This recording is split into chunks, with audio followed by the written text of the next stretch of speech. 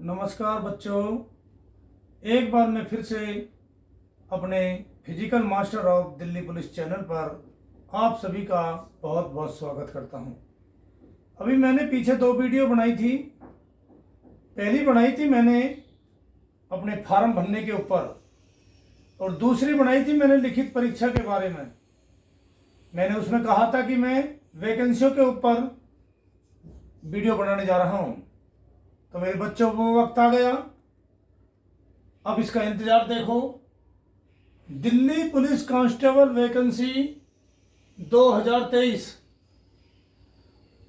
पद निकले हैं 7547। अब आप ये मानते हो कि जो वैकेंसी निकलती हैं वो ये निकल गई।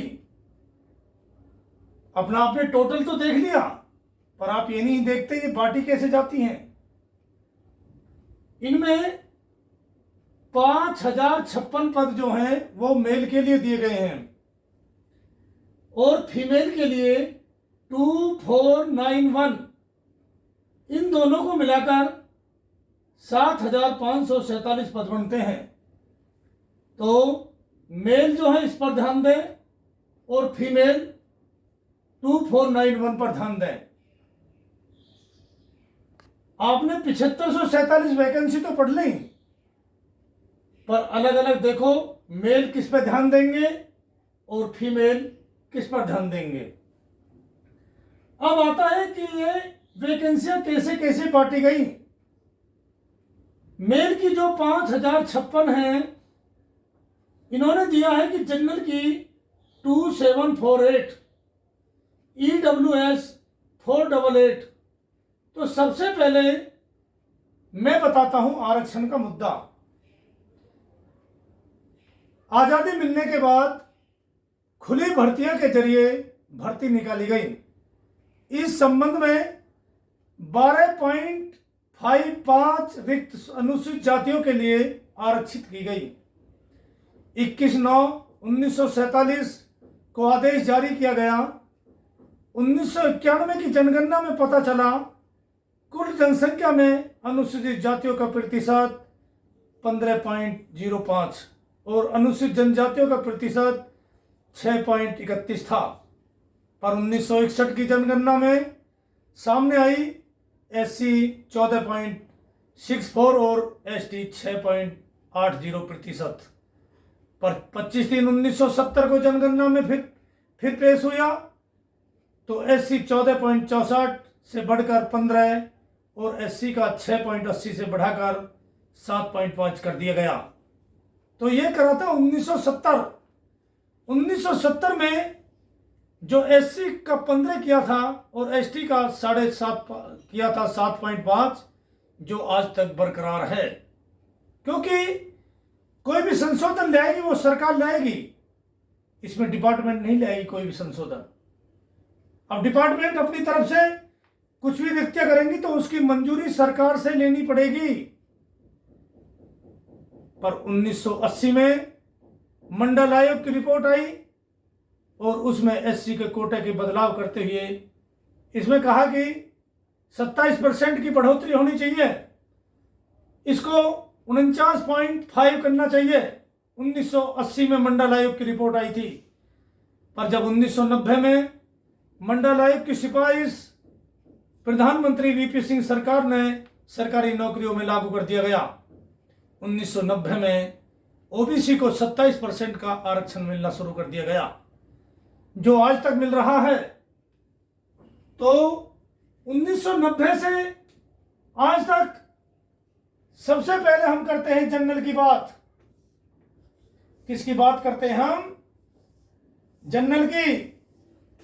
जनरल को कोटा 1990 से 50.05 दिया गया। उसके बाद ओबीसी को दिया 27% का आरक्षण और SC को दिया 15% का और ST को दिया 7.5। ये आरक्षण पूरा 100% का हो गया। तो ये 1990 से लगातार चला हुआ आ रहा था, क्योंकि हर 10 साल में सरकार ही इसको लागू करेगी। पर 2019 में 102 संविधान संशोधन मोदी सरकार लाई थी, तो उसमें ईडब्ल्यूएस का आरक्षण 2019 में दिया था। कितना परसेंट? 10% का कोटा दिया था, जिसको लागू कर दिया था। तो मैंने अभी बताया था कि जो भी कोटा होगा वो सरकार लागू करेगी, इसमें डिपार्टमेंट नहीं करेगा, क्योंकि डिपार्टमेंट कोई भी वैकेंसी लेगा तो सरकार से परमिशन लेनी पड़ेगी कि जो भी कोटा होगा वो लोकसभा में पेश होता है। जैसे भी 2019 में ईडब्ल्यूएस का कोटा लागू हुआ, तो उसमें कहा कि जो जनरल की वैकेंसी होंगी उसी में से आप 10% ईडब्ल्यूएस का कोटा दोगे। तो इसी तरीका से ये आरक्षण का मुद्दा चलता हुआ आ रहा है। पर अब जो वैकेंसी का जो बंटवारा हुआ है अब की बार, अब आप ये देख लो कि ये कैसे कैसे बंटवारा किया गया है। अब की बार जो 5056 पद दिए हैं, उनमें जनरल के इन्होंने 2748, इसको इन्होंने 5435 का आरक्षण दिया है, और ईडब्ल्यूएस को इन्होंने 9.65, और इन्होंने एक्समैन को 11.92, और उसके बाद ओबीसी को इन्होंने दिया है 5.10, उसके बाद एससी को दिया है इन्होंने 14.18, और एसटी को दिया है इन्होंने 4.78। ये दिए हैं मेल के में। अब आती है फीमेल की बारी। फीमेल में जो 2491 पद निकले हैं, उनमें से इन्होंने 1502 पद दिए हैं। इनमें इन्होंने दिया है 60.29। अब आता है ईडब्ल्यूएस में इन्होंने दिया है 10.75। ओबीसी में 5.70। एससी में दिया है इन्होंने 17.22, और एसटी में दिया है इन्होंने 6.02। अब ये आरक्षण दिया है। अब ये पूछा जाए कि क्या यह सरकार ने मंजूर किया है? इसमें बच्चों ने काफी आरटीआई लगाई है। आरटीआई से ये पूछा जा रहा है कि जब सरकार ने ये नियम बनाया है, क्या इसको सरकार ने लागू किया है? अगर किया है तो कब किया है सरकार ने लागू? क्या आप बिना सरकार के भर्तियां ले सकते हो बिना सरकार की मंजूरी के? मुझे तो लगता नहीं कि बिना सरकार की मंजूरी ले ली जाए। आरटीआई में अब जवाब आएगा, फिर उसमें बच्चे कोर्ट में जाएंगे। कोर्ट में जाने से भर्ती लंबी खिंच सकती है, रद्द तो नहीं होगी, पर इस पर फैसला मांगा जाएगा कि आपने इसको जो जनरल का 50.5 मिलता था, इसको 54.35 कैसे कर दिया। कोर्ट में जवाब तलब होंगे इस पर। इसी तरीका से ईडब्ल्यूएस जब 10% का कोटा 2019 में दिया है, तो इसको 9.65 कैसे कर दिया। फिर आता है एक्समैन, क्योंकि एक्समैन को जब सरकार ने 1990 में ये कोटा बना दिया, तो इसी कैटेगरी में जो जनरल में आते हैं, चाहे ओबीसी, चाहे एससी, चाहे एसटी, इसमें से ही 10% का कोटा एक्समैन को दिया जाता था। पर अब इन्होंने अलग कर दिया, 10 की जगह 11.92 का कोटा कर दिया, और वो भी कितने में से? 5056 में से अलग ही कोटा बना दिया। ये समझ से बहुत परे है। इसमें काफी बच्चे आरटीआई लिख रहे हैं। आरटीआई के जरिए जो जवाब आएगा, अब क्या जवाब मिलता है आरटीआई से, उसके बाद फिर बच्चे कोर्ट में जाएंगे, फिर कोर्ट से यही जवाब तलब होगा। अब जैसे ओबीसी है, ओबीसी का 27% कोटा मिलता है। अब ये कोटा 5.10 कैसे हो गया? क्या इसके कोई ऑर्डर जारी किए? क्या सरकार ने इसकी सहमति दी? अगर सरकार ने सहमति दी है तो लोकसभा में बिल पास होता है। जो सरकार लागू करती है लोकसभा के अंदर, वही मंजूर होता है आरक्षण। अब यह कहने लग जाए कि जी जनरल की वैकेंसी खाली हो गई, ईडब्ल्यूएस की खाली, अरे ईडब्ल्यूएस तो बड़ा ही 2019 में है, इससे कोई फर्क नहीं पड़ता वैकेंसी खाली से कि भाई जनरल की हो गई। अब सपोज करो जनरल का 21 साल में भर्ती हो रहा है और ओबीसी का भर्ती होगा 28 साल में, एससी का और एसटी का हो गया 29 साल में भर्ती। तो अब आप बताइए रिटायरमेंट कौन सा पहले होएगा? रिटायरमेंट तो एससी एसटी के और ओबीसी के ही पहले होंगे।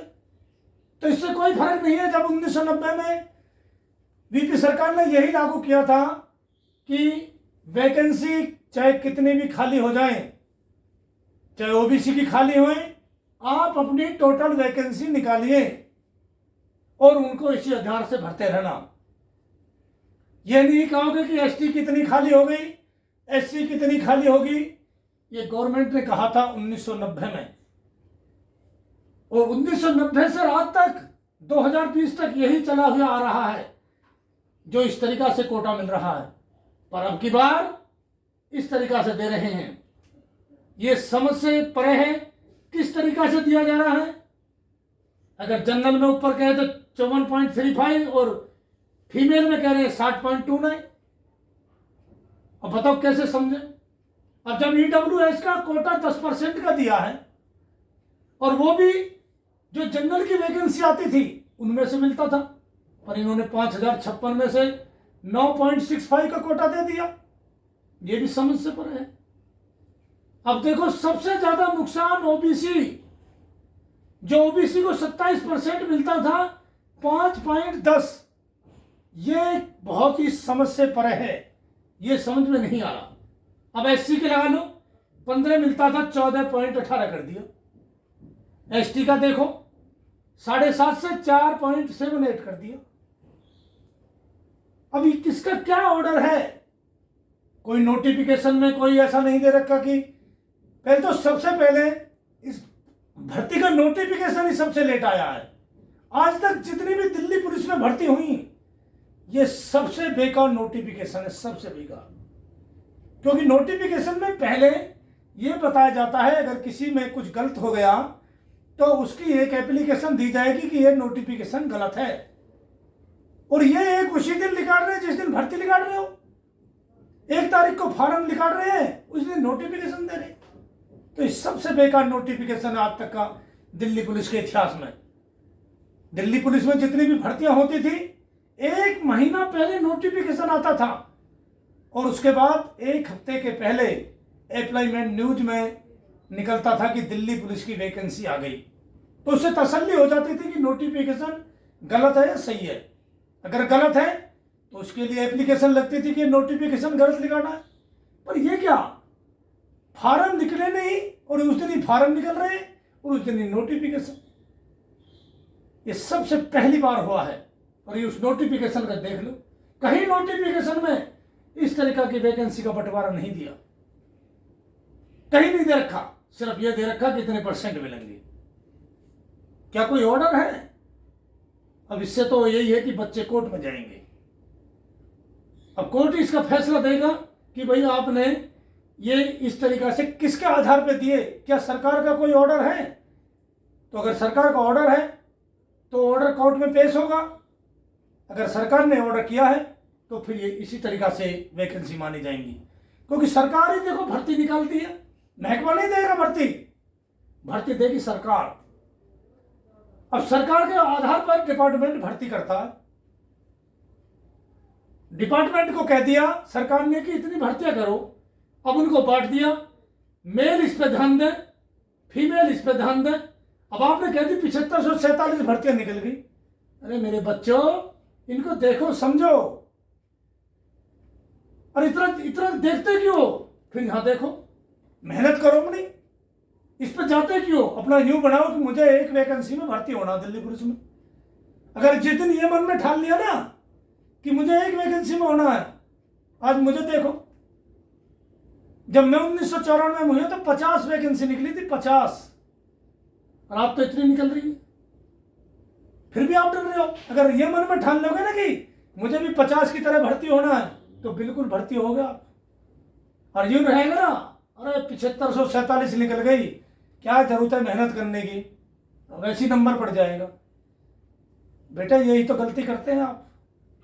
मेहनत करो दिन रात, लिखित परीक्षा पर ध्यान दो, दिन रात कर दो, इधर उधर भागना बंद कर दो। कहीं मामान में जा रहे हो, कभी बुआ में जा रहे हो, सब बुआ मिल जाएंगे जब दिन नौकरी लग गई, सब बुआ बड़ाई करेंगे फिर कि देखो बच्चा ने मेहनत करके दिल्ली पुलिस की नौकरी ले ली। और जिस दिन नहीं लगे तो बुआ भी मामा भी अलग कर देंगे, रे तो नालायक है इसका तो बेटा। मामा कहेगा हमारी तो बहन का बेटा ही नालायक है, बताओ मेहनत ही नहीं करी। तो बच्चों समझो, मेहनत करो, दिन रात करो, कोचिंग लो, कोचिंग लेने के बाद घर पे आकर रिवीजन करो, उसका पढ़ो। मैं भी ऐसे ही पढ़ता था, जब भी तो मैं 50 बच्चों में लग गया। तो ऐसी मेहनत करिए आप, मेहनत करोगे तो रंग मिलेगा। तो मैंने ये दिल्ली पुलिस वैकेंसी का बंटवारा कर दिया। अब इस तरीका से आपको मेहनत करनी है। अब आप इस 7547 को मत देखो, इन चीजों को देखो आप, और लक्ष्य बढ़ाओ कि मुझे इस पर सिलेक्शन होना है, मुझे वर्दी पहननी है। किसकी? दिल्ली पुलिस की। ठीक है मेरे बच्चों, मैंने वैकेंसियों के बारे में समझा दिया डिटेल से। आगे आप कुछ समझना है तो फिर आपको मेरे को कमेंट दो, मैं स्टेप वाइज आपको बताने जा रहा हूं। ठीक है, आगे की बताऊंगा। अभी फार्म चल रहे हैं, बच्चे फार्म में भी गलती कर रहे हैं, बहुत गलती कर रहे हैं, फोन आ रहे हैं मेरे पे। तो अगली जो इससे बनाऊंगा फार्म के ऊपर फिर दोबारा बनाऊंगा। तो मिलते हैं अगली वीडियो में, तब तक के लिए जय हिंद।